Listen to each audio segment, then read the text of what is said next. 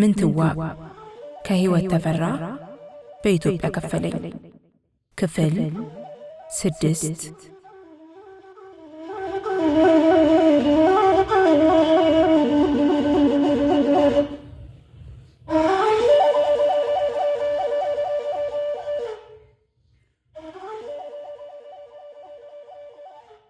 ተዘክሮ በር ድብልቅልቅ ወጣ። የስቃይ ጩኸት በቤተ መንግስት ዙሪያ አስተጋባ። ክፉኛ የቆሰለ ጓደኛውን ወንድሙንና አጋሩን ትከሻው ላይ አንጠልጥሎ ሊሸሽ ሲሞክር ከኋላው በጦር ሲወጋ ወይንም ሰይፍ ሲሻጥበት ከተሸከመው ጋር አብሮ ሲወድቅ አካባቢው ደም ለበሰ። ሬሳ በሬሳ ሆነ፣ ቀውጢ ሆነ። የሰው ልጅ ጭካኔ በውስጡ ያለ ያልተገራ ፍጥረቱ ይፋ ወጣ። በጩቤ የተወጋው፣ በሰይፍ እጁ ወይ እግሩ የተጎመደው እጁን ወደ ሰማይ ሰቅሎ ድረሱልኝ፣ አድኑኝ፣ ልጄን አደራ፣ ምሽቴን አደራ፣ እናቴን አደራ፣ ውሃ አምላኬ ነፍሴን ተቀበላት ሲል ተማጸነ። መሬት ላይ ወድቆ ነፍስ የያዘውን ሁሉ ሞት እየዞረ ጎበኘ። በሁለቱም ወገን ብዙ ሰው አለቀ። ወልደ ልዑል ተዘክሮን ሰብሮ ለገባው የጠላት ጦር ክንዱን አሳየ፣ አሸነፈ። ነፍሱ የተረፈች የጠላት ጦር ፈረጠጠ። አጼ ባካፋ የተከሉትን ሩፋኤል ቤተክርስቲያን ግን አቃጠለ። ሌሎችን ቦታዎችንም እንዲሁ። ጎንደር ይበልጡንም በማታ ጋየች። ቤቶች ተቃጠሉ፣ ንብረትና ከብቶች ተዘረፉ፣ ሴቶች ተደፈሩ። እነተንሴ ማሞ ቃ ወንዝ አካባቢን በመያዛቸው ውሃ ጠፋ።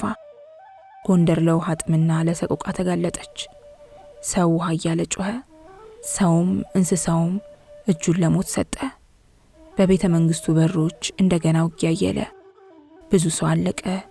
ሬሳ በየመንገዱ ወደቀ። የወደቀ ቁስለኛ የሚያነሳው አጣ። ከቤተ መንግስቱ ውጭ ያለውን የእህል ጉድጓድ የተንሴ ማሞ ጦር በመያዙ ግቢው ውስጥ የምግብ እጥረት ተፈጠረ።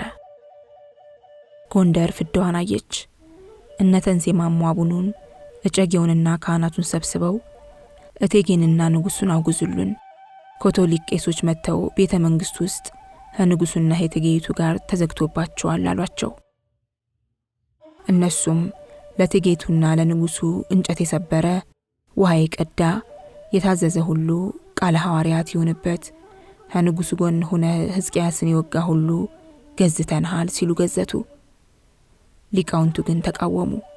ይሄ ግዝት የሕገ ወጦች ግዝት ነው፣ ወፈ ግዝት ነው ብለው አወገዙ። ምንትዋብ ስትሰማ የሆዳሞች ግዝት አለችው። የጃዊ አዛዥ ሆኖ ተሾሞ የነበረው ሻለቃ ወረኛና የሜጫው አዛዥ ጊዮርጊስም ዘንድ ተከበናል ፍጠኑ ስትል መልእክት ላከች።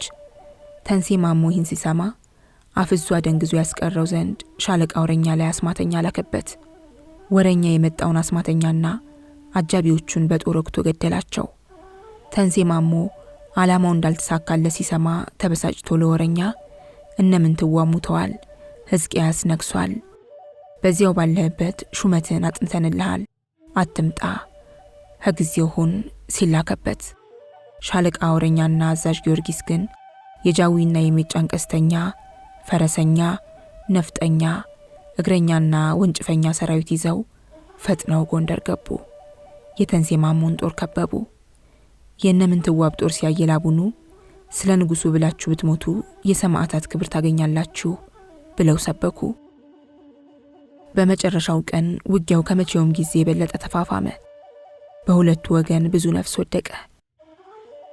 ታኅሳስ የተጀመረው ውጊያ ከ2 ሳምንት በኋላ ጥር ውስጥ እነ ተንሴ ማሞ የድል አቅጣጫ ወደ እነ ምንትዋብ ማዘንበሉን ሲያረጋግጡ ሕዝቅያስን ይዘው ሊሸሹ ሞከሩ። እነ ደጃዝማች ወረኛ ግን ሕዝቅያስን አሳደው ጀርባውን ወግተውና አስረውት ነጋሪት እየጎሰሙ መለከት እየነፉ ሰንደቅ እያውለበለቡ ጎንደር ይዘውት ገቡ። ተንሴ ማሞና ግብረ አበሮቹ ድል ሆኑ። የድሉ ዜና ለምንትዋብና ለብርሃን ሰገድ ኢያሱ ቤተ መንግስት ድረስ መጣ። የ9 ዓመቱ ንጉሠ ነገሥት ዳግማዊ ኢያሱ እግዚአብሔር ይመስገን አለና ጎንደሬዎችን የሚወዷቸውንና ካለሳቸው የማይሆንላቸውን አቡነ ተክለ ሃይማኖትን ጠርቶ ይሄ ሁሉ በአቡነ ተክለ ሃይማኖት ነው የሆነው አለ። ምንትዋብም ለፈጣሪዋ ምስጋና ቀረበች። ታላቅ ደስታ ሆነ። ነጋሪት ተመታ፣ እምቢልታ ተነፋ፣ ሰንደቅ ዓላማ ተውለበለበ። ጎንደር እልል አለች። እነ ምንትዋብ ወደ ጃንተከል አቀኑ። ሰራዊቱ ጎራዴውን እየወዘወዘ እኔ የኢያሱ አሽከር፣ እኔ ምንትዋብ ሎሌ እያለ አቅራራ፣ ሸለለ፣ ፎከረ። ሕዝቅያስ ተከሶ ለፍርድ ቀረበ። ሊቃውንቱና የጦር አዛዦቹ መክረው ይሙት ሲሉ ፈረዱበት። ምንትዋብ ግን በሕጉ መሰረት የንጉሥ ልጅ አይገደልም፣ ወህኒ ይመለስ አለች። የሕዝቧን ደም ያፈሰሰውን፣ ሰላማቸውን የሰረቀባቸውን፣ ሰርተው እንዳይበሉ ያደረጋቸውን፣ እፎይታ የነፈጋቸውንና ሲሸሽ ታድኖ የተያዘውን ተንሴ ማሞ ግን ለፍርድ አቀረበችው። ፈራጆቹ ከነግብረ አበሮቹ በስቅላት እንዲቀጣ ወሰኑበት። ምንትዋብ 2 ጊዜ ከዷቸውን አቡነ ክርስቶዶሉንና እጨጌውን ደግሞ አደባባይ አቆመቻቸው። ለራሷ እንዴት ነው መስቀል ይዘው በ2 ቢላ የሚበሉ አለችና ትክ ብላ ተመለከተቻቸው። እነሱንም በምን ምክንያት ነው እኛን ገዝታችሁ ከሽፍቶች ጋር ሆናችሁ ተወጉን የነበረው? ለምንስ ነው ያወገዛችሁን? ለመሆኑ ምን አድርጊያችሁ ነው? ምን በደያችሁ ነው እሷን ስትሉ ከርማችሁ አሁን እንደዚህ ሆናችሁት? ኢያሱ ክፍል የለንም ብላችሁ የተነሳችሁት ዘውዱ ምን በደላችሁ? ስትል ጠየቀቻቸው። ጽንሃ ይዘው በሃይማኖታችሁ ይዘናችኋል፣ ማሩን፣ ያሳቱነ አማጽያን ናቸው፣ ደሞም ድሜጥሮስና ጓደኞቹ ካቶሊክ ናቸው፣ ንጉሱ ግቢ ገብተው ተቀምጠዋል ሲኑነ ጊዜ በዚህ ተቀየምነ፣ እናንተም ይቅርታ አድርጉልን፣ እኛም ግዝታችንን እናንሳ ብለው ተማጸኑ። ግዝታቸውን ፈቱ። ምንትዋብ እርቅና ምህረትን መረጠች። በጦርነቱ ወደ ኋላ ሳይሉ የተዋጉትን መሪዎች፣ መንፈሰ ጠንካሮቹን፣ ሀገራቸውንና ዘውዱን ለማስከበር የተዋደቁትን ጀግኖች በምስጋና ካበቻቸው፣ ሸለመቻቸው። ሹመት፣ ጉልት፣ መሬትና ካባ ሰጠቻቸው።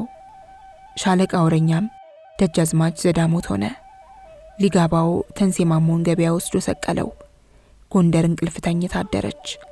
ከጅብና ካሞራ የተረፉትን ሬሳዎች ከመንገድ በማንሳት በወግ ቀበረች።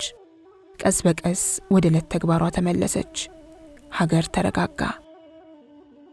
ምንትዋብ ከተንሴ ማሞ ጋር በተደረገው ውጊያ በሱ ሆነ በሷ በኩል ያለቀው ሰው ብዛት በአይምሮዋ እየተመላለሰ እያደር ሰላም ነሳት። ሰላም በሰው ልጅ ሕይወት ውስጥ ምን ያህል አስፈላጊ እንደሆነ ይበልጥ እንድትገነዘብ አደረጋት። ሰላምን በሀገሯ ውስጥ ለማረጋገጥ የበለጠ ጠንክራ መስራትና የልጇን መንግስት ማደላደል እንዳለባት የበለጠ ተገነዘበች። የበለጠ ተጋች። የልጇን መንግስት ለማጠናከር ወልደ ልዑልን ተንሴ ማሞን ባሸነፉ ባመቱ ራስ ቢትወደድ ብላ ሾመችው። አጼ ፋሲለደስ ያሰሩት የራሶች መኖሪያ ራስ ግንብ ውስጥ እንዲገባ አደረገች። ያሰበችውን ሁሉ ለማሳካት ዘወትር ጠዋት 12 ሰዓት ላይ ዳዊቷን ደግማ የጸሎት መጽሐፏን አንብባ እንደጨረሰች ወይዛዝርት ልብሷን ያለባብሷታል፣ ያስጌጧታል፣ ብሎም ቁርስ ታደርጋለች። አፈ ንጉሥ መጥቶ ፍትህ ፈላጊ እንዳለ ካስታወቃት 3 ሰዓት ላይ ዙፋን ችሎት ከኢያሱ ጋር ተሰይማ አቤቱታ ትሰማለች። ፍትሐ ነገሥት ጠንቅቀው ከሚያውቁ መሃል የተመረጡ 4 አዛዦች ፍትሐ ነገሥት እየጠቀሱ ፍርድ ሲያሰሙና ፍርዳቸውን ሲሰጡ ትሰማለች። መኳንንቱ አንድ በአንድ የሚሰጡትን የብይን ሐሳብ ታደምጣለች። በመጨረሻም የተለየ ፍርድ ካላት ትሰጣለች። ሸንጎ እንደተነሳ አልፍኟ ትመለሳለች። ከልጇ ጋር ሆና መሳፍንት፣ መኳንንትና ሌሎችም እጅ ይነሳሉ።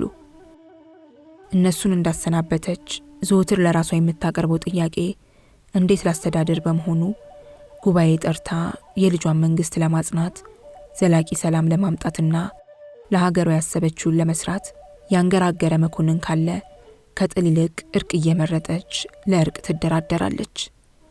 ጥምረት መፍጠር ካለባት ጋር ጥምረት ትፈጥራለች። በጋብቻ ማስተሳሰር ያለባትን ታስተሳስራለች። ማን ከማን ጋር መጋባት እንዳለበት ትወጥናለች። ብሎም የመሳፍንቱንና የመኳንንቱን ቀልብ መሳብ ብቻ ሳይሆን ድጋፋቸውንም አገኘች። ሊቃውንት አድናቂያቸው፣ ካህናት ደግሞ አክባሪያቸው በመሆኗ ሊጻረሯት ምክንያት አጡ። ደከመኝ ታከተኝ ሳትል ያለ ረፍት ራሷን በስራ ጠመደች። ሙሉ ለሙሉ ለሀገሯ ሰላምና ደህንነት ማሰቧ፣ ለልጇ ህይወት መጨነቋ፣ ከተንሴ ማሞ ጋር የተደረገው ውጊያ ያሳደረባት ድካም፣ ተጽዕኖና ያለ ረፍት መስራቷ ስለ ራሷ የምታስብበት ጊዜ እንዳይኖራት አደረጋት። ባሏ ከሞቱ 3 ዓመታቸው ነው። አፍላ ዕድሜዋ ላይ በመሞታቸው የልጅነት ጊዜዋ እንደዚሁ መጥፋቱ ክፉኛ አሳሰባት። ህይወቷ ጨው ጎደለው። ድግስ ላይ እንደሚቀርበው አዜ ድቁስና የተሰነገ ቃሪያ ማጣፈጫ አጣ። ቋራን ለቃ ቤተ መንግስት የገባች ቀን ህይወት የፈነጠቀችላትን ብርሃን መልሳ እንደ ክረምት ሰማይ ግራጫ ያለበሰችባት መስሎ ተሰማት። ሙሉ ጸጋዋንም ሰስታ ያዘችባት መሰላት።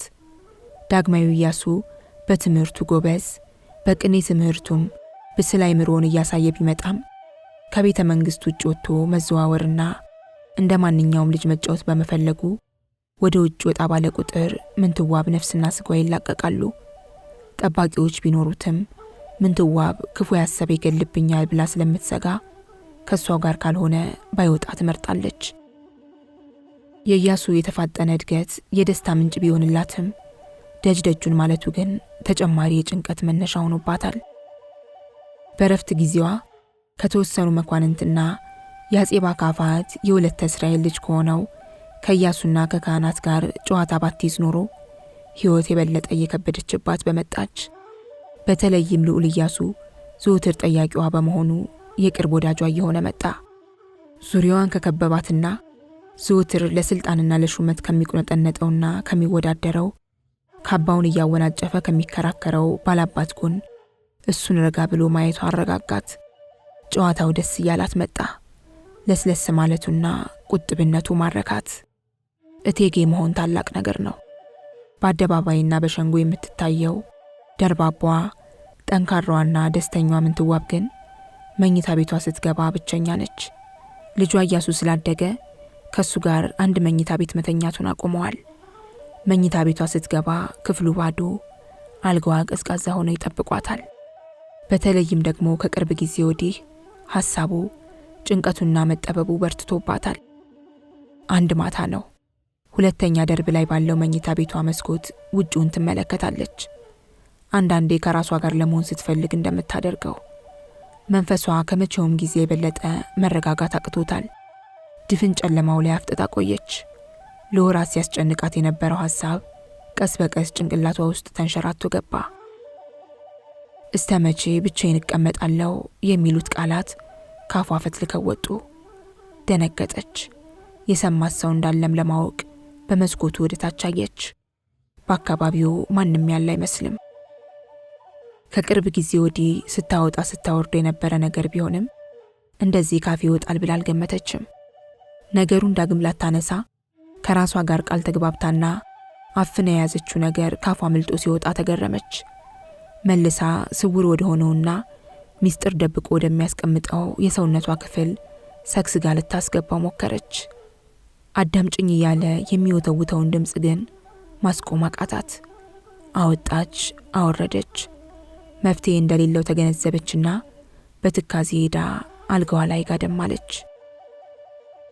ጸሎት ልታደርስ ፈልጋ የጸሎት መጽሐፏን ከእንጨት የተሰራውና ከፊት ለፊቱ የመስቀል ቅርጽ ያለው ረጅሙ አትሮኖሷ ላይ አጋድማ ከአንዱ ጸሎት ወደ ሌላው ብታልፍ መንፈሷ አልረጋጋለ። ዛሬስ እግዚአብሔር ይቅር ይበለኝ፣ ጸሎቱም ምን ብየው ብሎኛል፣ ገና ጊዜ ነው፣ ዛዲያ ምን ልስራ ብላ ጋደም እንዳለች አካሏ በስራ ስሜቷ በሐሳብ ደክመው ነበርና እንቅልፍ ጣላት። በጣሙን ያስደነቃትን ህልም አየች።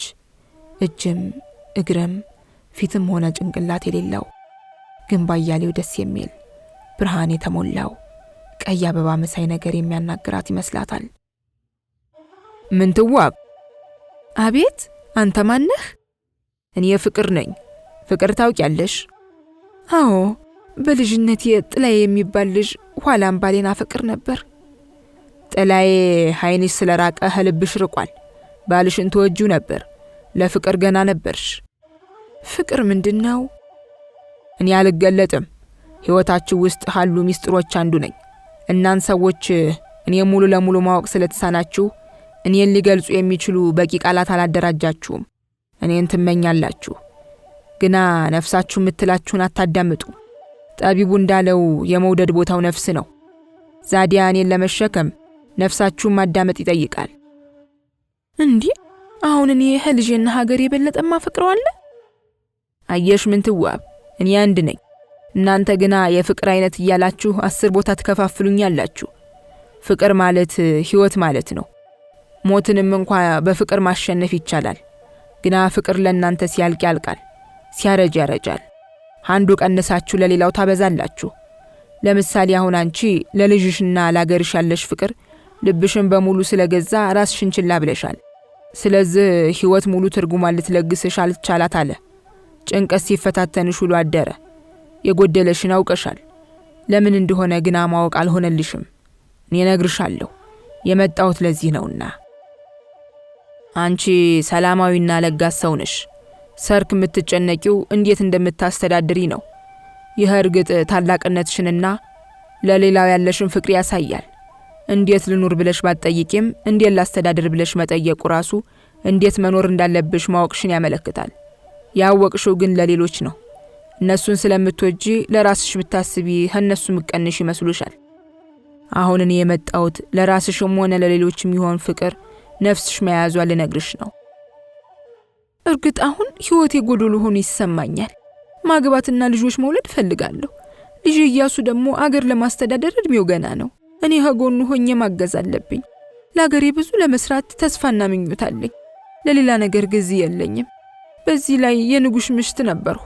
የንጉስ ምሽት ደግሞ ባሏ ሲሞት ማግባት አትችልም። እንዳው ላግባ ብዬ ባስብ እንኳ ይህን ወግ እንዴት ብዬ መጣስ ይቻለኛል? ምንትዋብ፣ በሁለት ነገሮች መሃል እየዋዠቅሽ ነው። በአንድ በኩል የህይወት አጋር የሚሆንሽ ትፈልጊያለሽ፣ በሌላ በኩል ለአገርሽ ብዙ ዕልም ስላለሽ ሌላ ነገር ማድረግ የምትችል መሰለሽም። እናም ምንትዋብን ረሳሻት። ባሏ የሞተባት የንጉስ ምሽት ሌላ ማግባት አትችልም የሚለውን ይትበሃል እንዴት መጣስ ይቻለኛል ለምትዩ እሱም አይደሏን ነው ችግርሽ። ለመሆኑ አንቺ ላልመሰለሽ ነገር ከመቼ ወዲህ ነው መጨነቅ የጀመርሽው? ዋናው ችግርሽ ህይወትሽ ወደ አንድ ወገን ወደ ስራ ማዘመሙ፣ ሚዛን ማፋለሱ ነው። በዚህ መሃል ነው ምንትዋብ የተጎዳችው። አየሽ፣ የሰው ልጅ ጭንቅላት አንዱን የተፈጥሮ ፍላጎቱን ችላ ብሎ ሌላውን ብቻ ይዞ መዝለቅ አይቻለው። ይህን የጎደለበትን ማካካስ ሳይችል ሲቀር ችግር ውስጥ ይገባል። ጭንቅላት ተፈጥሮ ነውና ተፈጥሮ እንደምታደርገው ሚዛን መጠበቅ ማካካስ አለበት። አንቺም የጎደለውን እየሞላሽ ሚዛን እያስተካከልሽ ብትሄጂ ህይወትሽ የተቃና በሆነ። እኔስ ግራ ገባኝ። እልም እያለምሁ ነው?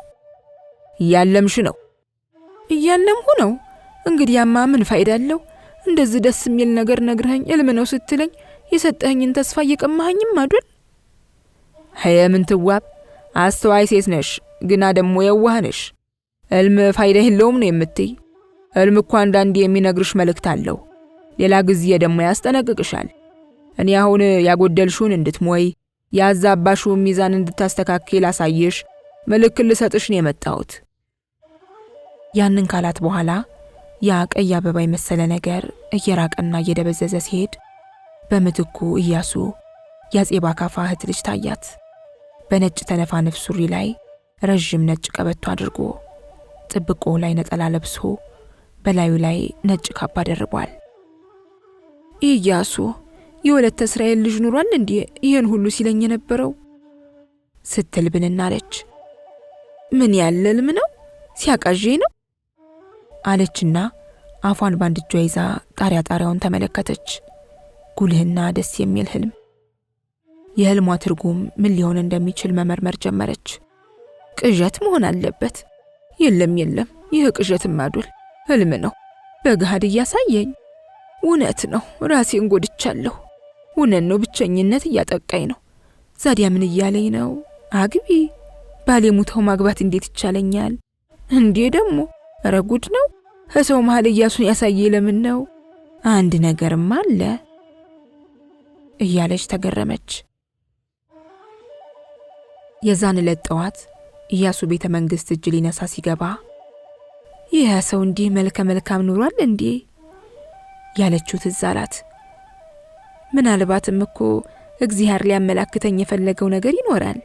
አለዛ ሰው መሃል ስለምን እሱን በልም ያመጣዋል ነው ወይስ አለወትሮ የዛሬ ጠዋት እንደዚህ መልከ መልካም ኖሯል እንዴ ብዬ ስላልሆነ በልም የመጣው እያለች አወጣች አወረደች። ተመልሳ ለመተኛት ሞከረች። እንቅልፍ አልወስድ ብሏት ስትገላበጥ ቆየች። ነገሩን የበለጠ አሰበችበት፣ ከነከናት። እረ ስለምን ነው እንደዚህ ለልም መጨነቄ? ዳግም ስለዚህ ጉዳይ ማሰብ የለብኝም እያለች ስታሰላስል ነጋ። ከዚያን ቀን ጀምሮ ኢያሱን ከሐሳቧ ማውጣት አቃታት። ጭንቅላቷ ከሱ ሌላ ማሰብ ተሳነው። ይህ ሰው እኮ የጃንዌት ልጅ ነው። እንዴት ሆኖ ነው እሱ ጋር? ሰውስ ምን ይላል? ይቅርብኝ ይሄ ነገር፣ አግባብም አዶል። የጃንሆይ አጥንት ይወቅሰኛል። ለስሜም ለልጄም ክብር ተገቢም አዶል። ልጄም ቢሆን ሲያድግ የአባቴ ክብር ተነካ ብሎ መቀየሙ አይቀርም። አምላኬ ምን ነው እንደዚህ ያለ መፈታተኛ ሰጠኸኝ? እያለች አምላኳን ሞገተች። የራሷን ፍላጎትና የሰውን አመለካከት ስታወዳደር፣ ስታመዛዝን፣ ስትጨነቅ ልቧ ሲማስን ወራት አለፉ። ኢያሱ መጥቶ እንደ ወትሯቸው እንዳይጫወቱ ምክንያት እየሰጠች ከቤተ መንግስት እንዲርቅ አደረገችው። ውስጧ ለሚንቀለቀለውም ስሜት ልጓም ልታበጅለት ፈለገች። ህሊናዋ አንዴ ሲከሳት፣ ሌላ ጊዜ ሲፈርድባት አንቺ የቁስቋማ ይህን ነገር ከልቤ አውጭልኝ እያለች ማርያምን ተማጸነች። ልቧ ግን ወደ እርሷ ዘነበለ። የፍቅር እርከን እያዘገመ ወጣ። እንደ እንቡ ጽጌረዳ ራሱ የፈነዳና ያበበ ንጹህ ፍቅር በውስጡ ሰረጸ። በሰራ አካላቷ ተበተነ። አዲስ ሕይወት በመላ ሰውነቷ ውስጥ አንሰራራ። የጎደለው ልቧ ሞላ። ኢያሱም ቢሆን አጎቱ ከሞቱ በኋላ ቤተ መንግስት አዘወትሮ መምጣቱ አለ ነገር እንዳልሆነ ገባት። የሱም ልብ መዋለሉን ተረዳች። ከሰው መሃል ዝምታው ሲያረጋጋት፣ አይኖቿ የፍቅር ግብዣ ሲልኩ፣ ገጽታው ጥያቄዎቿን ሲመልስላት፣ ልቧ ከልቡ እንደተጣመረ አወቀች። ህሊናዋ መሞገቱን ተወ። ጭራሽ ገፋፋት። አሻፈረኝ፣ ባህልና ስርዓት አያግደኝ በያላት። የወደደ የተሸሸገን አያጣውም እንዲሉ ኢያሱን ለብቻው እልፍኟ ማስጠራት ጀመረች። ሲመጣ እንደ ማንኛውም ሰው ማውራትና መጫወት ትፈልጋለች። ዘውዷን አውርዳ ካባዋን ወርብራ እቴጌ ሳትሆን ሰው ሆና ትጠብቀዋለች።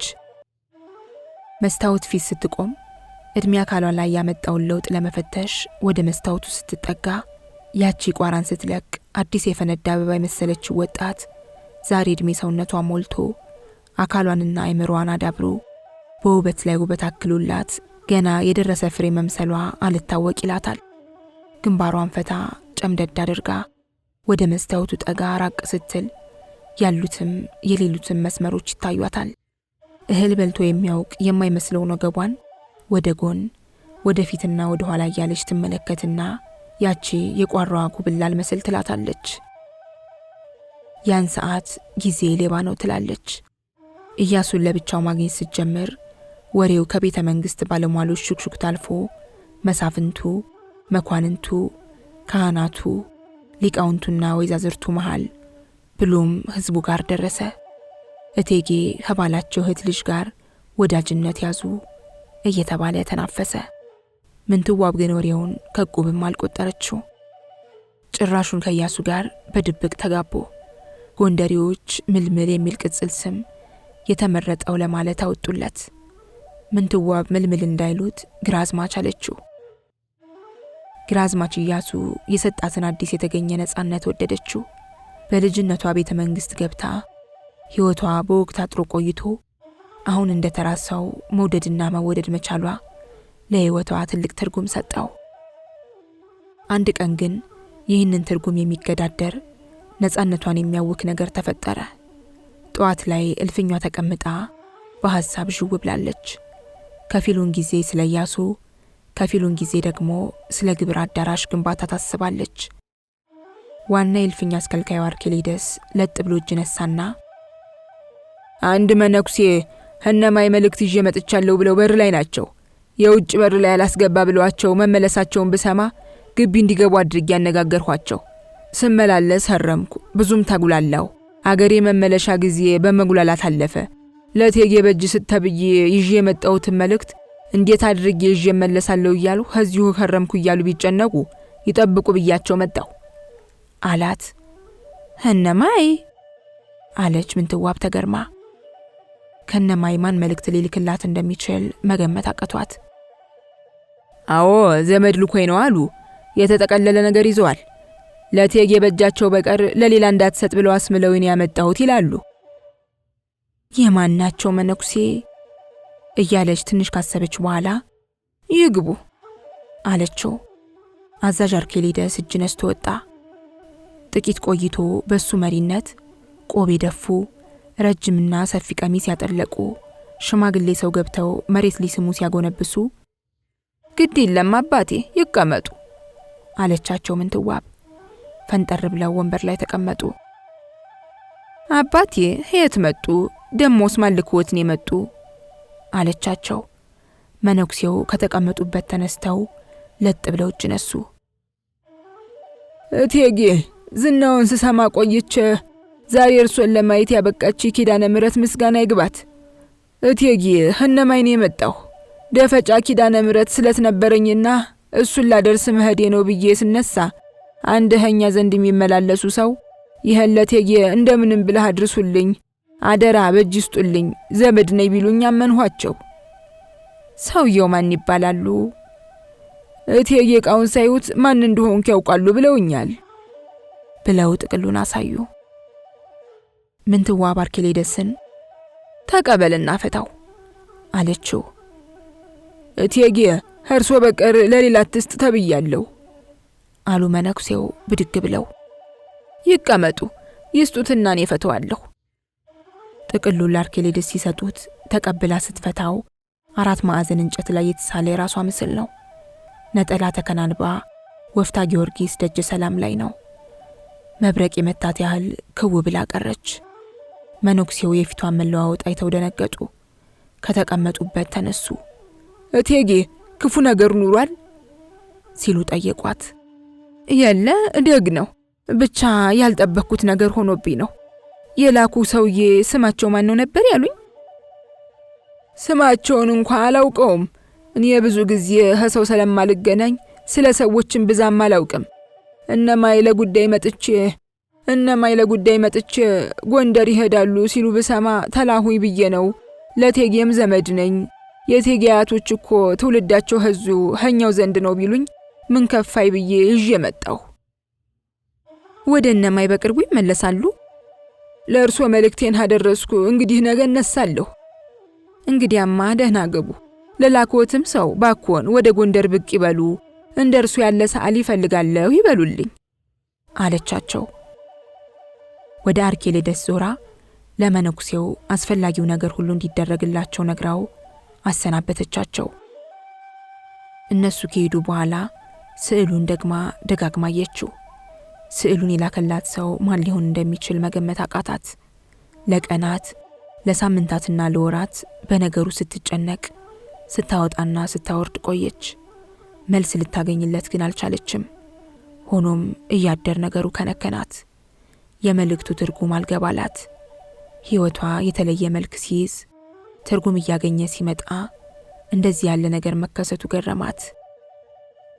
ተንኮል ይሆን ብላ ወጣች፣ አወረደች። ግን የምን ተንኮል? ስለምንስ? በእኔና በኢያሱ መሃል የመጣ ነው? ግን እንዴት ያለ ሰዓሊ ነው? ይህን አይነቱን ሰዓሊማ አስፈልጌ ማስመጣት አለብኝ። ቤተ ክርስቲያን ላሰራ ፈልግ የለ ያን ጊዜ ይጠቅመኛል እያለች ለወራት አወጣች፣ አወረደች። ህዝቡ ከሚፈልጋቸው ነገሮች አንዱ አብያተ ክርስቲያናት እንዲሰሩለት በመሆኑ ምንትዋብ ስለ ጉዳዩ ከልጇ ከብርሃን ሰገድ ኢያሱ ጋር መከረች። ኢያሱ 11 ዓመት አልፎታል። ንጉሠ ነገሥቱ እሱ በመሆኑ ሳታማክረው የምታደርገው ነገር የለም። ከአንድ ሰዓት በኋላ ቤተ መንግሥት እንግዳ መቀበያው ክፍል ተቀምጠዋል። ሁለቱም ያንን መጠነኛ ስፋት ያለውን ክፍል ይወዱታል። ቅልብጭ ያለ በመሆኑ የልባቸውን ለመጫወትና ስለ መንግስት ሆነ ስለ ራሳቸው ጉዳይ ለማውራት ይመቻቸዋል። ቀይ ከፋይ ጨርቅ የለበሱ ወንበሮች ዙሪያውን ተደርድረዋል። ምንትዋብ ከመግቢያው በስተቀኝ በኩል ከቀንድ የተሰራው የካባና የባርኔጣ ማሳረፊያ ላይ ጎን ለጎን የተሰቀሉትን የእርሷንና የእሱን ካባዎች ትመለከታለች። የቀረበላትን ጠጅ ቀመሰችና ቀና ብላየችው። ኢያሱ ደረስህልኝ። እንዲህ አድገህ በማየቴ ታላቅ ደስታ ይሰማኛል። ደጅህ አልወጣው እያልክ የምታስቸግርበት ጊዜ እንኳን ሩቅ አልነበረም። ይህን እዚህ ዛዲያ አንዱ ይገልብኛል እያልኩ ጨነቅ ነበር። አሁን እያደግህ ስትመጣ ሁሉ ነገር እየገባህ መጣ። እግዚአብሔር ይመስገን አለችው። አንቺ እኮ ለኔ በጣም ስለምትጨነቂ ነው እንጂ መወጣውና መገባው ሰው ጋር ነው። ምኑ ነው ሲጨንቅሽ የነበረው? አይ ኢያሱ፣ የእናት ወድ ምን ያለ እንደሆነ አለማወቅህ ነው እንዲህ የሚያስብልህ። አሁን እንደምታየው አገራችን ሰላም ሆኗል። እኔም እንግዲህ ፊት አንስቼልህ እንደነበረው ልብ ያለው ቤተክርስቲያን ማሰራት ላይ ነው። ድሃው ቤተክርስቲያን እንድናሰራለት ይፈልጋል። እኔም በሆነ ነፍስ ሐወቅኩ ጀምሮ ክፍሌ ለሆነችው ለቁስቋም ማርያም ቤተክርስቲያን ማሳነጽ ፈልጋለሁ። ጃን ሆይም እኮ በነገሱ ባመታቸው ነው እዚህ ጎንደር ቅዱስ ሩፋኤልን የተከሉት። ደፈጫ ኪዳነ ምሕረትንም እሳቸው ናቸው የደበሩ። አያትህ ታላቁ ኢያሱን ቢሆኑ ደብረ ብርሃን ስላሴንና አደባባይ ተክለ ሃይማኖትን የመሳሰሉ ቤተክርስቲያኖች ተክለዋል። ታቦት ተሸክመው ደብረ ብርሃን ስላሴ መንበሩ ሲያስገቡ ማዱል እንዴ ወዲየት ሂዶ ኑሯል ሰሙንኛ ቄሱ። ታቦት ተሸከመ ዘውዱን ትቶ ኢያሱ፣ የተሸሸገውን የአባቱን ቅስና ገለጠው ኢያሱ። ታቦት አነሳና አየነው ኢያሱ ደብረ ብርሃን ቁሞ፣ ሰውነቱን ትቶ መልአክ ሆነ ደሞ። ስላሴን ቢሸከም ኢያሱ ገነነ፣ ለአራቱ ኪሩቤል አምስተኛ ሆነ ተብሎ የተገጠመላቸው አለችው። ፈገግ አለ። ጎንደር የገባች ቀን ያየቻቸውን፣ ከዚያ በኋላ የተሳለመቻቸውን፣ የደጎመቻቸውንና ሳትሰስስ ጉልትና መሬት የሰጠቻቸውን አብያተ ክርስቲያናት ሁሉ ባየችና ባሰበች ቁጥር ጎንደር የቤተ ክርስቲያን ባለጸጋ እንደሆነች ብታውቅም የኔ የምትላትን እንደምታሰራ ስትዝት ቆይታ ጊዜው አሁን ነው ብላለች። ከባሏ ሞት በኋላ ሁሉም በጊዜው ማድረግ የሚለው ሐሳብ አእምሮዋን በመግዛቱ ጊዜ ሳታባከን ማድረግ ያለባትን ማድረግ እንዳለባት ራሷን ስታስታውስ ቆይታለች። እናም እንዳልሁህ ለቁስቋም ቤተክርስቲያን ላቆምላት ተነስቻለሁ። አንቺ እናቴ እንዳልሽ ይሁን አላት። የአባቶች በረከት አይልህ። እኔ መቼም ሐሳቤ ብዙ ነው። ቤተክርስቲያን ብቻ ሳይሆን ለኔም ቤተ መንግስትና ሌላም ማሰራት ፈልጋለሁ። አንተም የራስህ መኖሪያ ያስፈልጋል። ይህ ላንተ ሊሆን ይችላል አለችው። አሁን የሚኖሩበት አጼ ፋሲለደስ ቅጥር ግቢ ውስጥ ስላሰራችው ቤተ መንግስት እያወራች ቀጥላም ሙያ ያላቸው ጠራና ሶሪያዎቹ እኛ ሰዎች ጋር ሆነው ቢሰሩ ብዬ አስቤያለሁ።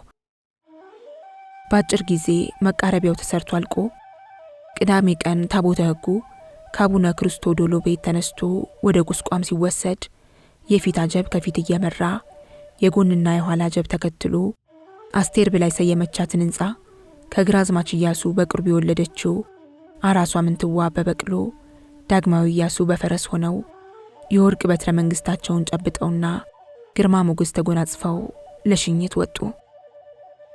አቃቤ ሰዓቱና ጨጌው እነሱን ሲከተሉ ካህናቱ ቀይና አረንጓዴ ለብሰው ሰንደቅ እያውለበለቡ የወርቅና የብር መስቀልና የወርቅ ጽናጽል ይዘው እየዘመሩና እያሸበሸቡ ነጋሪት እየተጎሰመ መኳንንቱ፣ ሊቃውንቱ፣ ወይዛዝርቱና ባለሟሉ ደግሞ እንደየደረጃቸው ተሰልፈው ተከተሉ። ህዝቡ መንገድ ዳር ቆሞ መሬት እየሳመ በእልልታና በሆታ ተቀበላቸው። ታቦተ ሕጉ ባቡኑ ተባርኮ ቤተ መቅደስ ገባ። ምንትዋብም ዋናውን የቁስቋም ማርያምን ሆነ የሌሎች ግንባታዎች እንዲከታተሉ አዛዥ ተክለ ሃይማኖትን፣ አዛዥ ሪያቆስን፣ አዛዥ ናቡቴን፣ አዛዥ ማሞንና በጅሮንድ ኢሳያስን የበላይ ተቆጣጣሪ አድርጋ ሾመች። ግሪክና ሶሪያውያን ህንጻ ስራ አዋቂዎችም ተፈልገው መጥተው ከሀገሬው ሰው ጋር ሆነው እንዲሰሩ ተደረገ። ምንትዋብና ኢያሱ ከስራው አልተለዩም።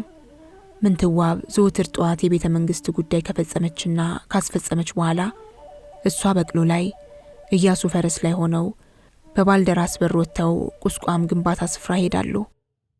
ኢያሱ ከቀቢዎች ጎን ሆኖ እየቀባ እሷ እየተቸች ያልወደደችውን እያስፈረሰች ራሷ በምትፈልገው መሰረት እያሰራች እንጨት ከአርማጭሆና ከወልቃይት እያስመጣች በድንጋይ ባለ 7 በሯ ቁስቋም ማርያም ተሰራች። ውስጥ መግቢያ ደረጃዎቿ ከህንድ በመጣ ሸክላ ተሰሩላት። ግቢዋ ዝግባ ጥድና ወይራ ተተከለበት። አፈር ደብረ ቁስቋም ከምትገኝበት ሀገር ከግብጽ መጥቶ ተበተነበት። ቁስቋም ከውስጥና ከውጭ በወርቅ አሸበረቀች። ምንትዋብ በስዕል ልታስጌጣት ብላ ያንን የልጅነት ምስሏን የላከውን ሰዓሊ ማስመጣት ፈለገች። ትዝ ሲላት የሰውየውን ሆነ የመነኩሴውን ስም አታውቅም። መነኩሴውን ራሳቸውን ማን ብላ እንደምታስፈልጋቸው ግራ ገባት። ተበሳጨች። በመጨረሻም ቁስቋም ጎንደር ባሉ ሰዓሊዎች ስራዎች አጌጠች። ምንትዋብ ከውስጥ የማርያምን ስዕል አስላ ከፋይ ካባዋን በትንሹ አስቀድዳ ዙሪያዋን አስለጠፈችበት። ግንባታ መጠናቀቂያው ላይ ማስጌጫ ገንዘብ ሲያጠር ስራው እንዳይቋረጥ ምንትዋብ ከራሷ ወርቅ ቀለበቷን ሳይቀር ሰጠች። አንድ ሰሞን ጎንደር ጉድ አለ። እቴጌ ጣታቸውን ቀለበት ሳይቀር ለቤተ ክርስቲያን ማሰሪያ ሰጡ እያለ አደነቀ። የቁስቋም ማርያም ግንባታ በ3 ዓመት ውስጥ ተጠናቀቀ። ታቦቷ በታላቅ በዓል ቋሚ ማደሪያዋ ስትገባ ህዝቡ እሰይ እሰይ አለ፣ አመሰገነ። ካህናቱ ምንትዋብንና ኢያሱን ለማርያም ቁስቋምን እንዳቆማችሁላት ቤተ መቅደሷንም አይናችሁ እንቅልፍ ሳያይ ደፋ ቀና ብላችሁ እንደሰራችሁላት ለእናንተም ትቁምላችሁ፣ መንግስታችሁን ታጽናላችሁ፣ አልጋችሁን ትጠብቅላችሁ እያሉ መረቋቸው። ምንትዋብ ከልጇ ጋር ቁስቋም ማርያምን ማደራጀት ላይ ያተኮረች። አንድ ቀን የየደብሩን ካህናትና ሊቃውንት ወርቅ ሰቀላ ሰበሰበቻቸው። እቴጌ ምን ሊሉን ነው እያሉ እርስ በርስ ተጠያየቁ። ዛሬ የፈለኳችሁ አለቻቸው።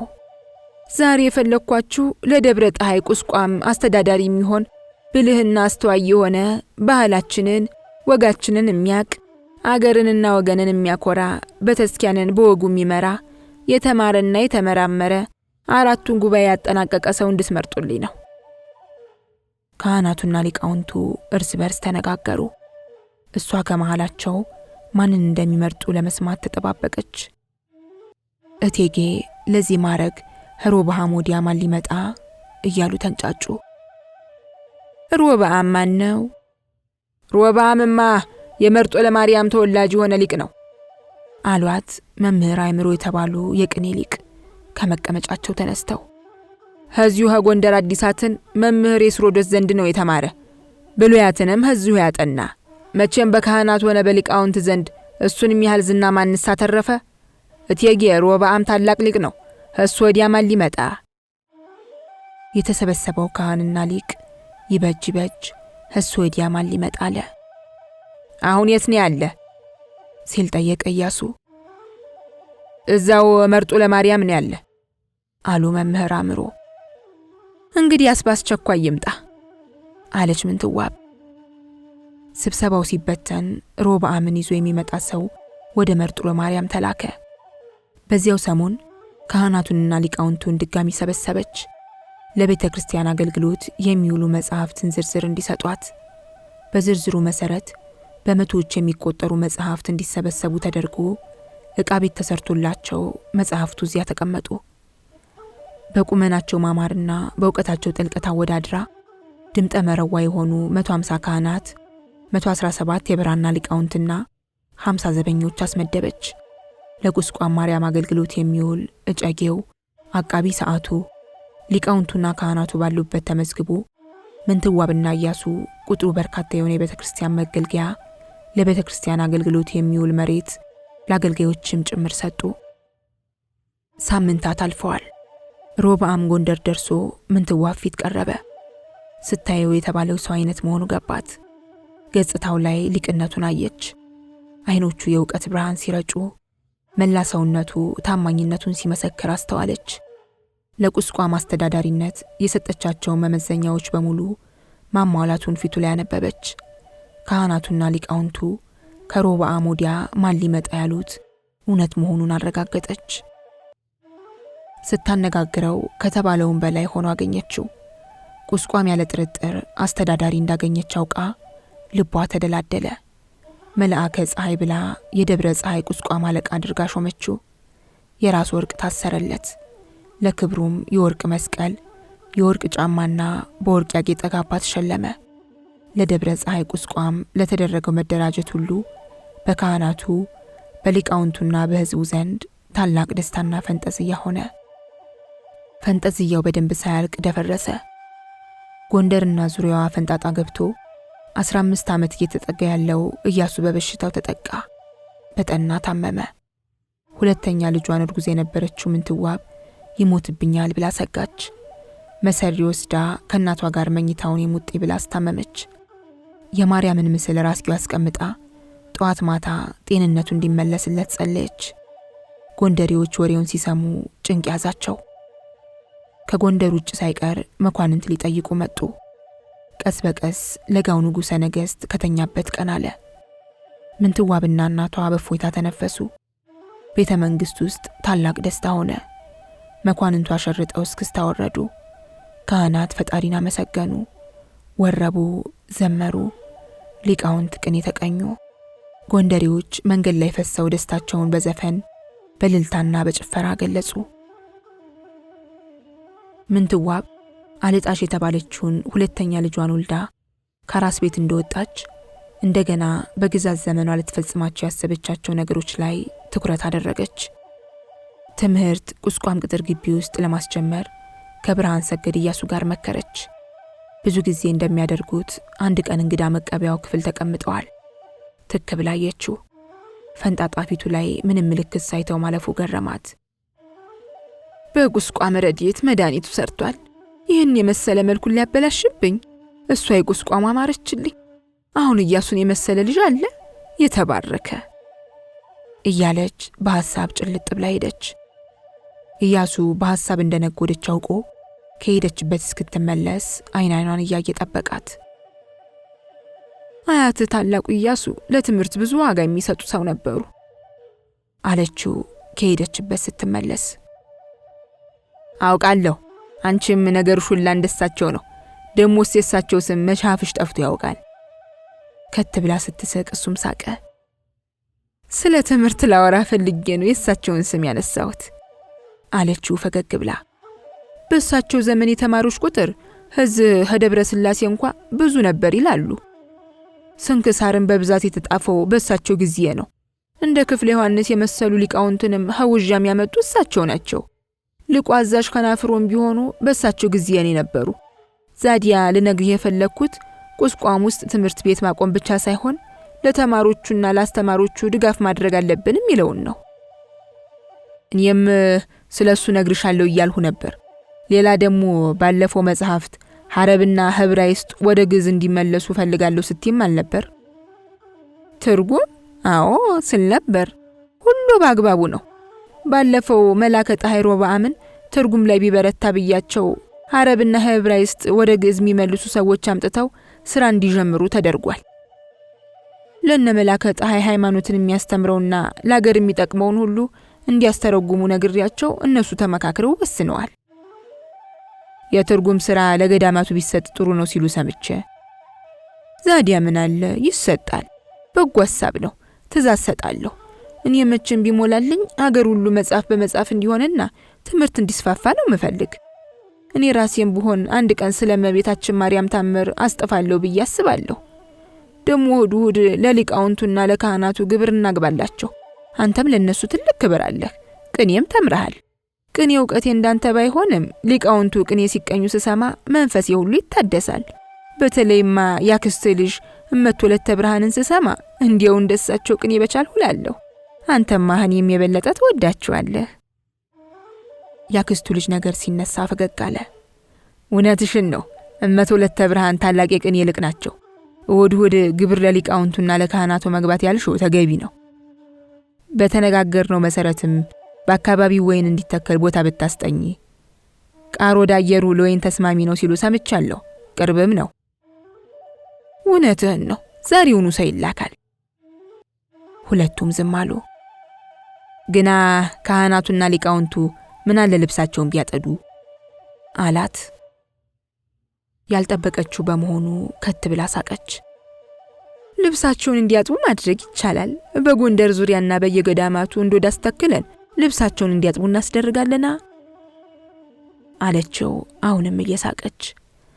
ዋናዎቹ ካህናት ደግሞ የወርቅ ጫማ እንዲያደርጉ ፈልጋለሁ። ወርቅ ሐሳብ ነው፣ ይታዘዝላቸዋል፣ የአክብሮትህ ምልክት ነው። እንደገና ዝም ብለው ተቀመጡ። ኢያሱ ሐሳብ የገባው ይመስላል። እሷም ዝም ብላ ታየዋለች። አይኗን እያየ አደም በህድ ትፈቅጅልኛለሽ? አደም በህድ ትፈቅጅልኛለሽ? እናቱን ፈሪና አክባሪ ነው። እጢዋ ዱብ አለ። አፏ ተያዘ። ሊመጣበት የሚችለው አደጋ አሳሰባት። ጥያቄው ግን አንድ ቀን እንደሚመጣ ታውቃለች። አባትህ እንኳን በህዱ ቁጥር እጨነቅ ነበር። ኢያሱ እንድትሄድ አልፈልግም። ጭንቀቱን አልችለውም። ምን ችግር አለው?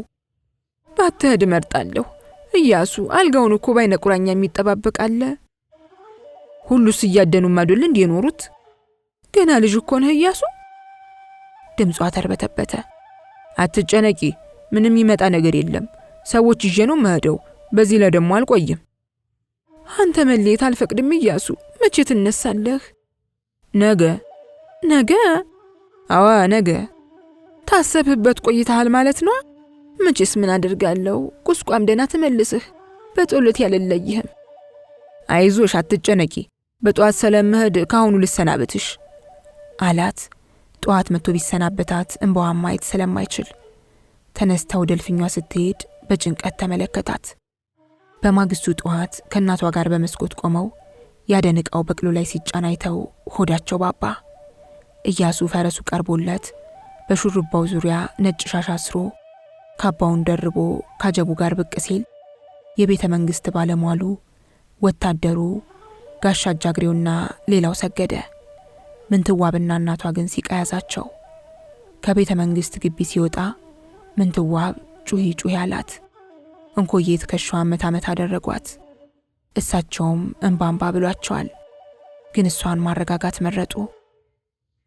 ሁለቱም በየክፍላቸው ገብተው ወገባቸውን በገመድ አስረው ሱባኤ ገቡ። መሬት ላይ ተኙ። ከጥቂት ቀናት በኋላ ጸሎታቸው ሰምሮ ኢያሱ በሰላም ተመለሰ።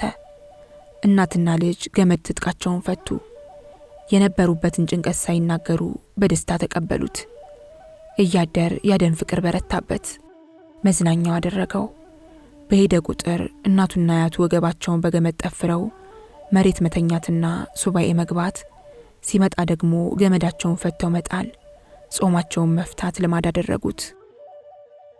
እንደዚህ እያለም ኢያሱ የከፋ ነገር ሳይገጥመው ቀለል ያለ አደን ማካሄዱን ቀጠለ። ከእናቱ ጋር በተስማሙት መሰረት ከንባብ ቤት እስከ ትርጓሜ ቤት ደብረ ፀሐይ ቁስቋም ማርያምን በትምህርት ለማደራጀት ወጡ ወረዱ። 200 የሚጠጉ ምርጥ ሊቃውንት ከጎንደር ገዳማትና ከሌላ የሀገሪቱ ክፍሎች እየመጡ ወንበር ዘረጉ። የተማሪ ጎጆዎች ተቀለሱ። ትምህርት ከቁስቋም ሌላ በየገዳማቱና በየደብሮቹ ተስፋፋ። ወሬውን የሰማ ተማሪ ከየቦታው ፈልሶ ጎንደር ገባ። ጎንደር ከመቼውም ጊዜ የበለጠ የሊቃውንት ማፍሪያና መሰብሰቢያ ሆነች። ከጎንደር ውጭም ትምህርት ቤቶች ተስፋፉ። የዜማ ሊቃውንት ድርጎ በማግኘታቸው ሙያቸውን አበለጸጉ። ቤተ ክርስቲያንን አገለገሉ። ቤተ መንግስትንም አዝናኑ።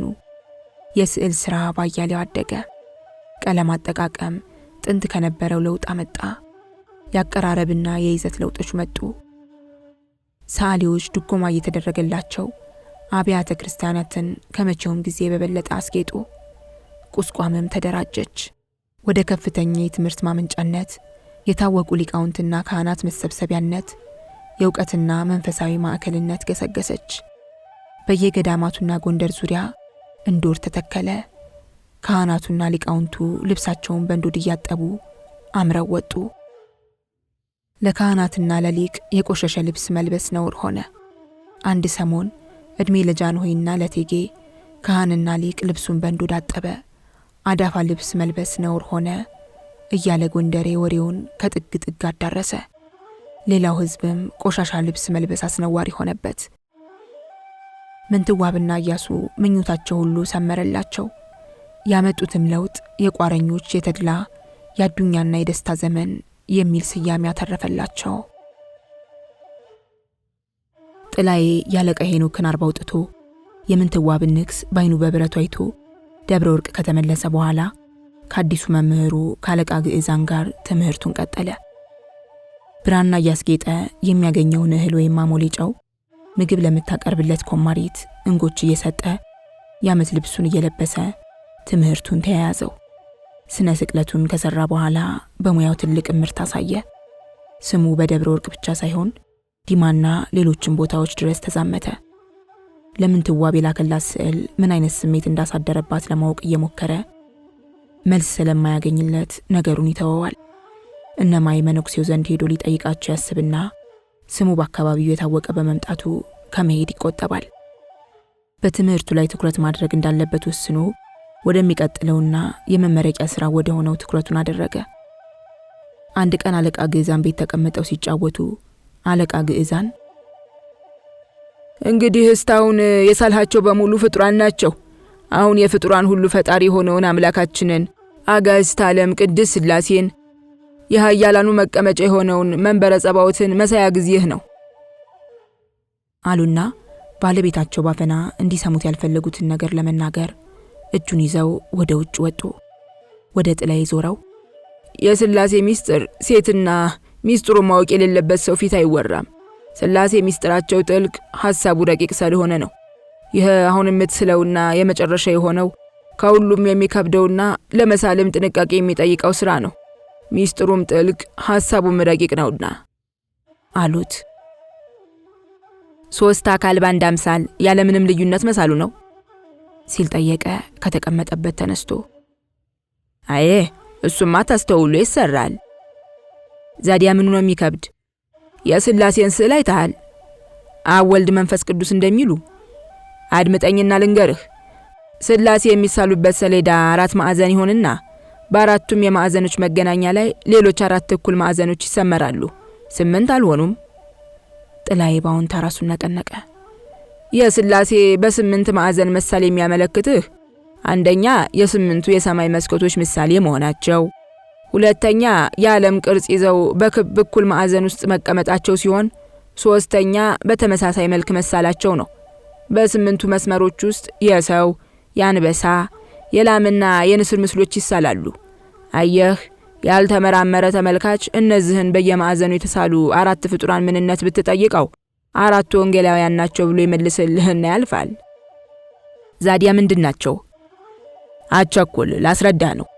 አየህ፣ የነሱ ምንነት ለመገንዘብ በመጀመሪያ በእኩል ነጥብ መሃል ላይ የሚይዙት ክብ ነገር መጀመር አለብህ። ከክቡ ተነስተ ደግሞ ወደ 8ቱ አቅጣጫ ብታሰምር የሚከተለውን ክብ ንድፍ ታገኛለህ አሉት። መሬት ላይ በስንጥር ክብ ቅርጽ ሰርተውና በክቡ ቅርጽ ውስጥ 8 መስመሮች አስምረው ጥላዬ ራሱን እየነቀነቀ የሚስሉትን ይመለከታል። እንግዲህ የክቡ ትርጓሜ ዓለም በመዳፋቸው ላይ መሆኗ ነው። ክብ የዓለማችን ቅርጽ መሆኑንና የዓለማችን ፈጣሪም መጀመሪያውም ፍጻሜውም የማይታወቀው የሕያው እግዚአብሔር ሚስጥር ነው። አሁን አውደ ዓመት በ4ቱ ወንጌላውያን ማቴዎስ፣ ማርቆስ፣ ሉቃስና ዮሐንስ እየተመሰለ በየ4 ዓመቱ ይመላለስ አይደለም? በነገራችን ላይ ማቴዎስ በሰው፣ ማርቆስ በአንበሳ፣ ሉቃስ በላም ሲመሰሉ፣ ዮሐንስ ደግሞ በንስር ይመሰላል። ይህም ምሳሌ በዘፈቀደ የተሰጠ እንዳይመስልህ። የየወንጌላቸው አካሄድ ተጠንቶ ነው ይህ ምሳሌ መሰጠቱ። እንዲያው ላብነት ብናይ ማቴዎስ በሰው መመሰሉ አብርሃም ይስሐቅን ወለደ፣ ይስሐቅ ያዕቆብን እያለ የክርስቶስን ሰማያዊ የዘር ሐረግ በመዘርዘር ስለሚጀምር ነው። ዮሐንስም ንስር መባሉ ዘልዑል ይሰርር ይለዋል፣ ከፍ ብሎ የሚበር በመሆኑ ቀዳሚሁ ቃል ውእቱ በመጀመሪያ ቃል ነበር ብሎ የመጠቃ ሐሳብ በማምጣቱ ነው። ማርቆስና ሉቃስም የየራሳቸው ትርጓሜ ያላቸው። መጣፉን ተመልከተው እና አውድ ማለት ክብ ማለት ነው። የክቡ መሃል የብርሃን መገኛ ምንጭ ነው፣ ፀሐይ ማለት ነው። ፀሐይ ሙቀትም አላት አይደለ? ሙቀቱ እንግዲህ አብ ነው፣ አካሉ ደግሞ ወልድ ነው። ፀሐይ አካልም አይደለች፣ ብርሃኑ መንፈስ ቅዱስ ነው። ፀሐይ ብርሃን እንዳላት ሁሉ እና ይሄን ሁሉ አውቀህና ተረድተህ ነው ሥላሴ መሳል የምትችለው። ደሞም በሥላሴ ራስ ላይ እግረ ፀሐይ ትስላለህ፣ የብርሃን ክበብ ነው። ዛዲያ ሥላሴ ብቻ ሳይሆኑ ቅዱሳን ሁሉ እግረ ፀሐይ ባናታቸው ዙሪያ ሳይደረግ አይሳሉም። ለምን ቢሉ የሥላሴ ብርሃን ያረፈባቸው መንፈስ ቅዱስ ይዋጃቸው መሆኑን ማሳያችን ከጥንት የነበረ ትውፊታችን ነው። ይህ ራሱ ነገሩን ያከብደዋል። ሥላሴ አንድም ሶስትም ስለሆኑ በተመሳሳይ መንገድ ይሳላሉ። በተመሳሳይ መንገድ መሳላቸው ደግሞ ቅድም እንዳልሁህ የፍጹም አንድነታቸው ማሳያ ነው። ስለዚህ የተለያዩ ገጽታዎችን አንድ ገጽታ ሰጥተህ ነው ምስላቸው። ተረድቻለሁ። መልካም። ሥላሴን ስትስል ግራም ቀኝም ከላይም ከታችም እኩል ማድረግ አለብህ። ምትስልበትንም ቦታ ጭምር አመጣጥነህ ነው ምትስል። እነሱ ጉድለት የለባቸውምና ምንም አይነት እንከን ሳይኖርባቸው ምንም አይነት ጉድለት ሳታዛንፍ ነው መሳል ያለብህ። አንዱን ከፍ ሌላውን ዝቅ ማድረግ አይቻልም። ፊታቸው ላይ የሚታየውንም ገጽታ አንድ ማድረግ ያስፈልጋል። ይህን ሁሉ ስታውቅ ችሎታ ሲዳብር ነው ቤተክርስቲያን ውስጥ መሳል የሚፈቀድልህ። አዎ እንደሱ ነው ደንቡ። ከዚያ በኋላ ጥላዬ ንባብ ላይ ተጠመደ። አለቃ ግዕዛን ባስተማሩት ላይ ተጨማሪ ንባብ አደረገ። ብራናዎችን አገላበጠ። ከሊቃውንት ጋር ተቀምጦ ተወያየ። አለቃ ግዕዛን ሥላሴን ለመሳል በቂ ዕውቀት አከማችቷል ብለው ሲያስቡ ቤተክርስቲያን ውስጥ ገብቶ እንዲስል ፈቀዱለት። የመጨረሻዎቹ ቀናት ቤት ውስጥ በር ዘግቶ ጾምና ጸሎት ያዘ።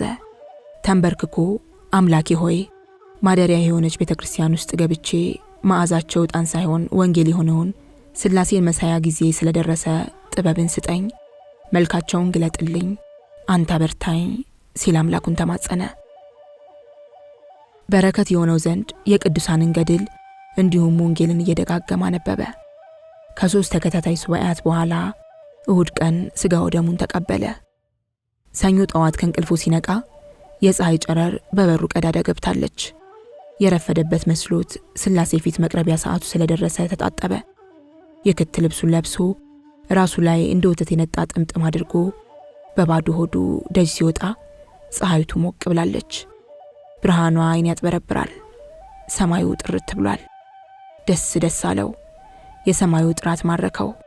ፀሐዩትና ሰማዩ የዛሬ ውሎ የተቃና እንደሚሆኑለት ቃል ኪዳን የገቡለት መሰለው። መንፈሱን አበረቱት። በዚያች ቅጽበት በሕይወት መኖሩን ማስደሰተው። አቤቱ አምላኬ ይችን ቀን ስላሳየኸኝ ከልብ ያመሰግንሃለሁ። የዛሬ ስራዬንም እንደዚህ ፀሐይ የበራ እንደዚህ ሰማይ የጠራ አድርግልኝ አለ። ቤተክርስቲያን ውስጥ ሲገባ መሬት ላይ ተደፍቶ አምላኬ እኔን ኃጢአተኛውን እዚህ ደረጃ ድርሰህ ሥላሴን እስል ዘንድ ስለፈቀድክልኝ ምስጋና ይግባህ ሲል እየዘመረ ምስጋናውን አቀረበ። የመመረቂያ ስራው ብቻ ሳይሆን ሥላሴን ለዘላለም ግድግዳ ላይ ቀርጾ የሚያስቀምጥበት ሰዓት በመድረሱ ከባድ የሆነ የኃላፊነት ሸክም ተሰማው። የተመደበለት ግድግዳ ጋር ሲጠጋ እጁ ተንቀጠቀጠ። መንፈሱ ታወከ። የተረበሸው መንፈሱ እንዲረጋጋለት ተንበርክኮ ድጋሚ ጸሎት አደረገ። ይዞት የመጣው ዕጣን ማጨሻ ላይ የነበረው ፍም ላይ ዕጣን በተን በተን አደረገበት። ጭሱ ሲንቦለቦል መንፈሱም ተንቦለቦለ።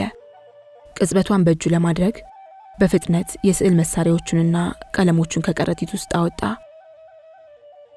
አለቃ ግዕዛን ሥላሴ ሲሳሉ ቁመታቸው አጠር፣ አይኖቻቸው ጎላ ማለት አለበት። አይኖቻቸው ጎላ የሚሉት ለተመልካች የማየትንና የማስተዋልን ችሎታ እንዲሰጡ ነው። አይናቸውም ውስጡ ነጭ መሆን አለበት። የኃጢያን አይኖች ብቻ ናቸው የሚደፈርሱት ያሉትን አስታወሰ።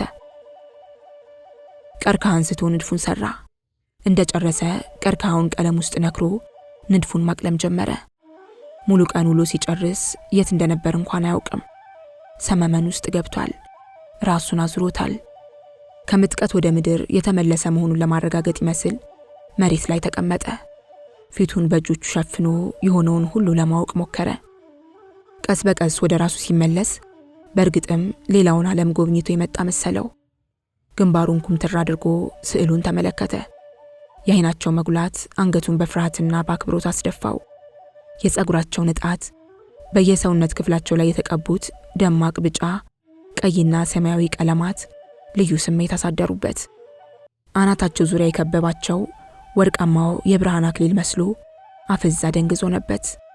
የስቅለትን ስዕል ሲሰራ ያደረበትን ከባድ ሐዘን፣ ጥልቅ አክብሮት፣ በዚያ ግዙፍ ተምሳሌት ፊት የተሰማውን የመኮሰስ ስሜት፣ የሰው ልጅ ሊደርስበት የሚችለውን የመጨረሻውን የጭካኔ ልክ፣ ስለ ሰዎች ሲል የተሰማውን ሀፍረት፣ የራሱን የእምነት ምርታና ስዕል የሰው ልጅ ቀልብ ለመሳብና ከቀን ተቀን ህይወት ውስጥ አውጥቶ ሌላ ዓለም ወስዶ የመመለስ ችሎታውን ያስተዋለውን አስታወሰ።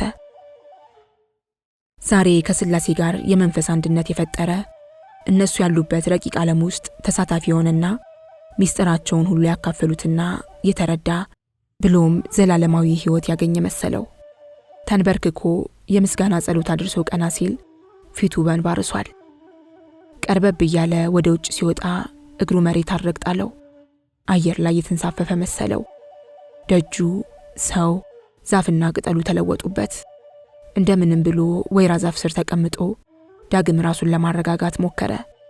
ምን ያህል እንደቆየ ሳያውቅ ላይን ያዝ ሲያደርግ ተነስቶ ቤቱ ሄደ። እንደገባ ነጠላውን ወሮሮ መደብ ላይ ሲጋደም ድካሙ ያን ጊዜ ታወቀው። ቀኑን ሙሉ ቆሞ ሲሰራ መቆየቱ የነበረበት ተመስጦና የሰሞኑ ጾም ተደማምረው ጉልበቱን ሸርሽረውታል። እንጎች በሩን ከፍታ ራት ይዛለት ገባች። ደህናም አላመሸህ ስትለው ዝም አለ። ሚበላ ይዤልህ መጥቼ ስትለው ቀና ብሎ አላያትም። ብትሄድለት መረጠ። ደግማ ራት ይዤልህ መጥቼ አለችው። አልፈልግም እንደማለት እጁን አራገበላት። ታጥባና ታጥና የመጣችው ኮማሪት ተሸማቀቀች። ሰሞኑን ለምን ሲሸሻት እንደነበር ስላላወቀች ግራ ገባት። ዝም ብላ ቆመች። መቆሟ አበሳጨው። በዓይኑ ስላያት ብቻ ንጽህናው የሚጎድፍ ንጹህ መንፈሱና ስጋው የሚረክሱ መስሎ ታየው። እንድትወጣለት እጁን አራገበላት። በኩርፊያ በሩን ዘግታ ወጣች። መውጣቷን ሲያረጋግጥ እፎ ያለ። ቀለሞቹ ሲደርቁለት ስዕሉን እንዴት እንደሚሞሽረው ለማሰብ ሞከረና አልሆንልህ አለው። ጭንቅላቱ ባዶ ሆኖ ተሰማው። እምብዛም ሳይቆይ ጭልጥ ያለ እንቅልፍ ወሰደው። ሰሞኑን ቀለሞቹ ከደረቁለት በኋላ እየተመላለሰ ሲቀባ፣ ሲያስተካክል፣ ሲያበጃጅና ሲሞሽር ቆይቶ ከ5 ቀናት ድካምና ጥንቃቄ የተሞላው ስራ በኋላ 3ቱን ስላሴ ስሎ ጨረሰ። የመጨረሻው ቀን ራቅ ብሎ ስዕሉን ሲመለከት ተደነቀ። 3ቱም በሁሉም አቅጣጫ እኩልና የተመጣጠኑ ናቸው። አንድም የተዛነፈና ከቦታው ውጭ የሆነ ነገር የለም። የፊታቸው ገጽታ ፍጹም ተመሳሳይ ነው።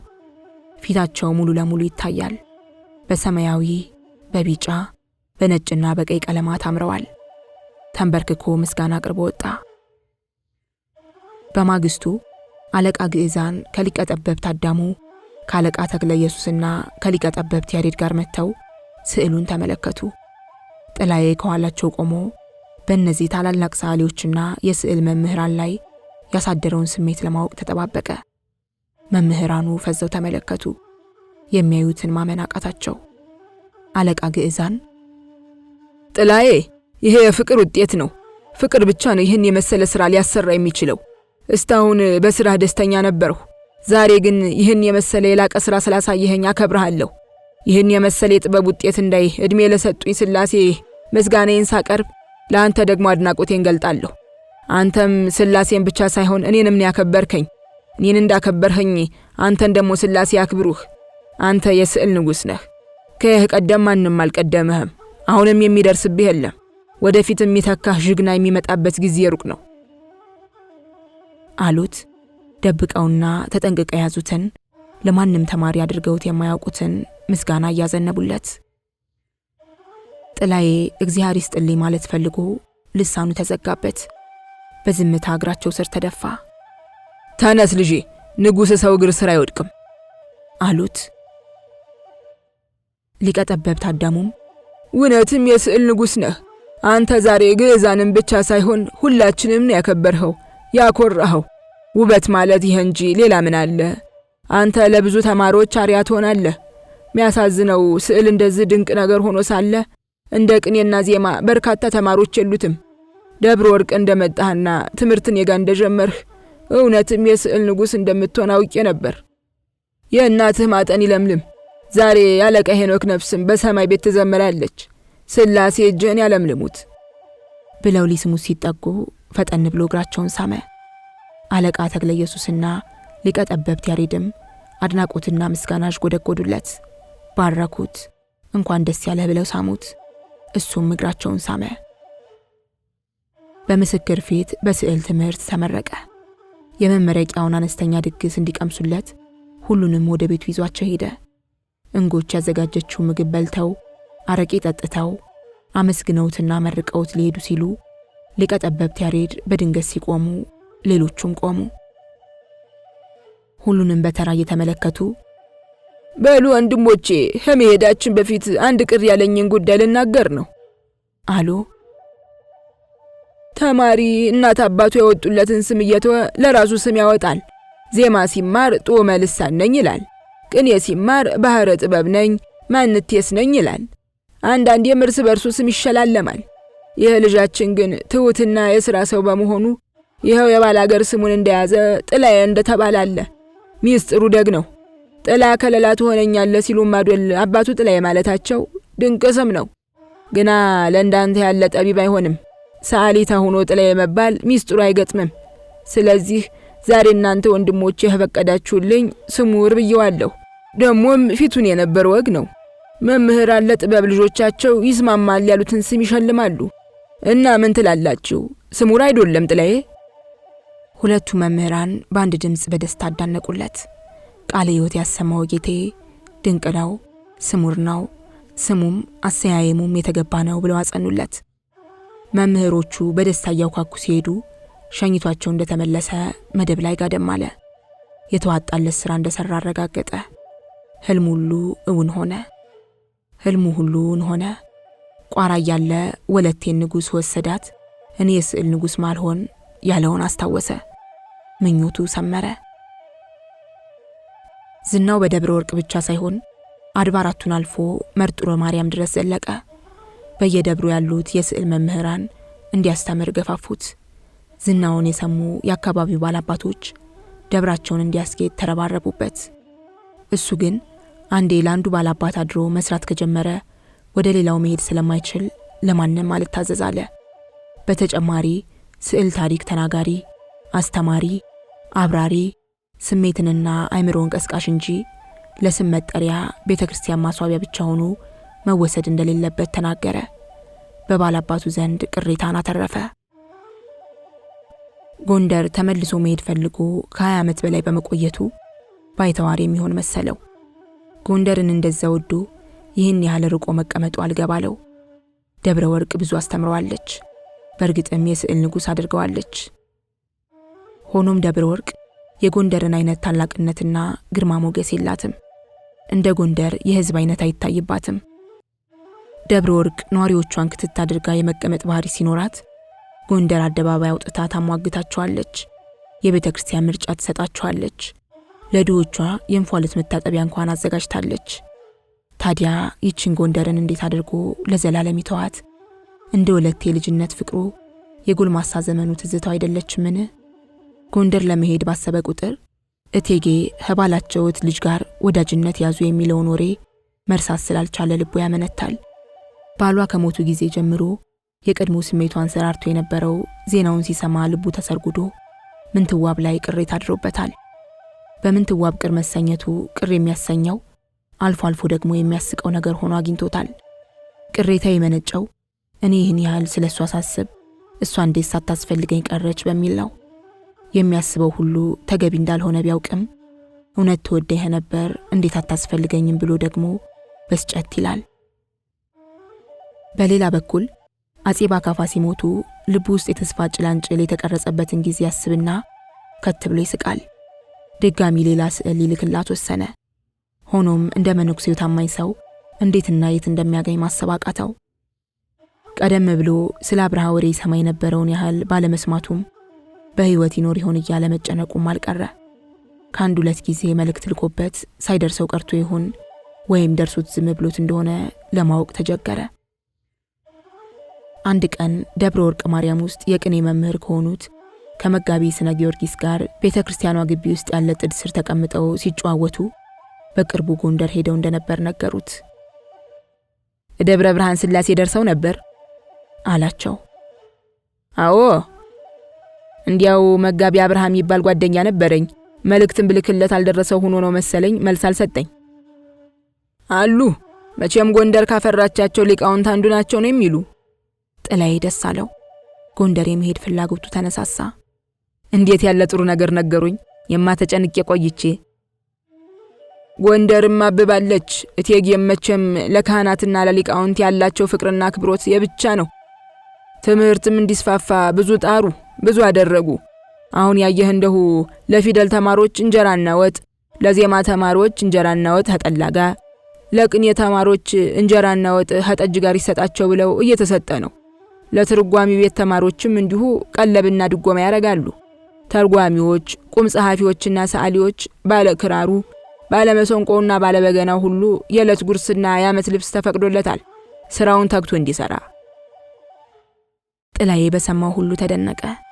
እስከ ምን ጊዜ ድረስ ምንትዋብን በሩቅ ሲከታተላት እንደሚኖር አሰበ። እድሜው እየገፋ በመምጣቱ ሳያገኛት እንዳይሞት ፈራ። ዳግመኛ ምስሏን መላክ መፈለጉ ምን ትርጉም እንደሚኖረው መገመት አቃተው። ግራ ያጋባት እንደሆነ ማሰብ አደረገ። የልጅነት ፍቅሩን ሳያረካ በመቋረጡ ምንም እንኳን የፍቅሩ ምዕራፍ የዘጋ ቢመስለውም ምንትዋብን ያማልክት ያህል በመቁጠሩ ከልቦናው አልጠፋ ብለው እንጂ እሷን ግራ ማጋባት ፈልጎም አይደለም።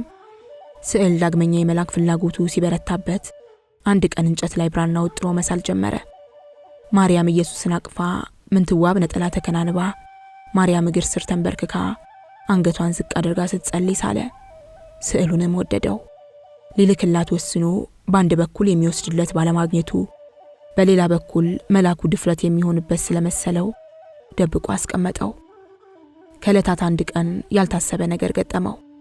መጋቢ ስነ ጊዮርጊስ ጉዳይ ገጥሟቸው ጎንደር ተመልሰው እንደሚሄዱ ነገሩት። እንግዲያማ እነማይ አንድ የቴጌ ዘመድ የሆነ ለቴጌ ገጸ በረከት አዘጋጅቼ እኔን ቤተ መንግስት የሚያደርሰኝ የለም እንዲያው ይዞልኝ የሚሄድ ሰው ባገኝ እያለ ይቆጫል። በቅርቡ ወደ ሸዋ ሄዷል ሲሉ ሰምቻለሁ። ምሽቱ ስላለች ሰው ልክ የገጸ በረከቱን ባስመጣና እንደምንም ብለው ቢወስዱለት አላቸው። ተሆነልኝማ ምን ገዶኝ። ለማንኛውም ሰውየው መቼ ይመለሳል? እኔ በ3 በ4 ቀን ውስጥ እነሳለሁ። ኧረ ግድ የለም እዚሁ እነማይም አዶል እቃውን ሰው ልክ ያስመጣዋለሁ። እቴጌ ሰብለ ወንጌል እነማይም አዶሉ የእነሱ ዘመዶች እኮ ብዙ አሉ። ከዛ መውሰዱን እሱ ወሰዱ። እንዲያብዬ ነው እቴጌ ዘንድ ማደርሰው። ግድ የለም ለቴጌ የተላከ ገጸ በረከት ነው ብለው ታሉ ይቀበሉታል። የተቀበልሁት ተስሙር ነው ቢሉም ችግር የለውም። ከዚህ በፊትም አንድ መነኩሴ ልኮ አድርሰውለታል። ግን እንዴት እንዳደረሱለት አላውቅም። መቼም ዘመድ ብለው ከነገሯቸው እርሶን ባያስገቡ እንኳን እቃውን ይቀበሉታል አላቸው። በማግስቱ መጋቢ ተጠቅልሎ የተሰጣቸው መልእክት ይዘው ጎንደር ዘለቁ።